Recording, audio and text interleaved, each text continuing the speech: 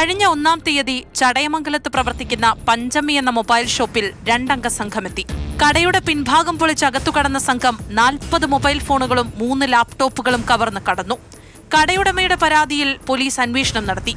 CCTV ദൃശ്യങ്ങളും ഇവർ സഞ്ചരിച്ച വാഹനങ്ങളും കേന്ദ്രീകരിച്ച് നടത്തിയ അന്വേഷണത്തിനൊടുവിൽ പ്രതികൾ പിടിയിലായി.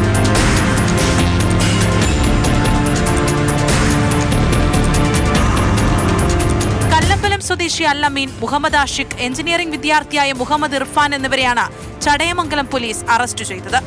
ഇതുമായിട്ട് ബന്ധപ്പെട്ട് നമ്മൾ വളരെ ദുഷ്കരമായ ഒരു അന്വേഷണമായിരുന്നു നടത്തിയത്. കാരണം ഇവര് കയറുന്ന സമയത്ത് ഈ പറഞ്ഞ മാസ്കും ഗ്ലൗസും ഇട്ട് ഒരു ഐഡന്റിഫിക്കേഷൻ പോലും അവര് എക്സ്പോസ് ചെയ്തില്ല.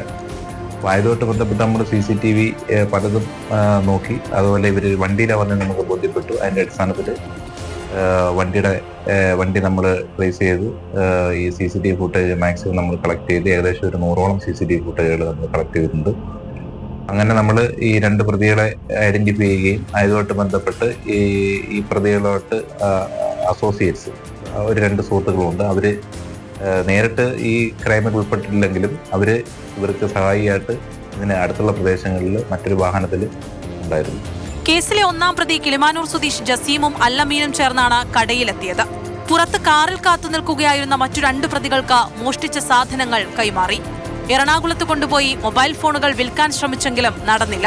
തുടർന്ന് ചെന്നൈയിലെത്തിയാണ് പകുതിയോളം മൊബൈൽ ഫോണുകൾ വിറ്റുതീർത്തത്. ജസീമിന്റെ കല്ലമ്പലത്തെ കടയിൽ നിന്ന് ലാപ്ടോപ്പുകളും ബാക്കി മൊബൈൽ ഫോണുകളും കണ്ടെടുത്തു. 1-ാം പ്രതി ഒളിവിലാണ്.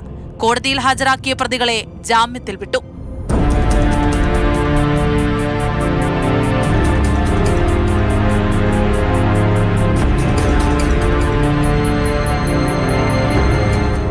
മാതൃഭൂമി ന്യൂസ്, കൊല്ലം.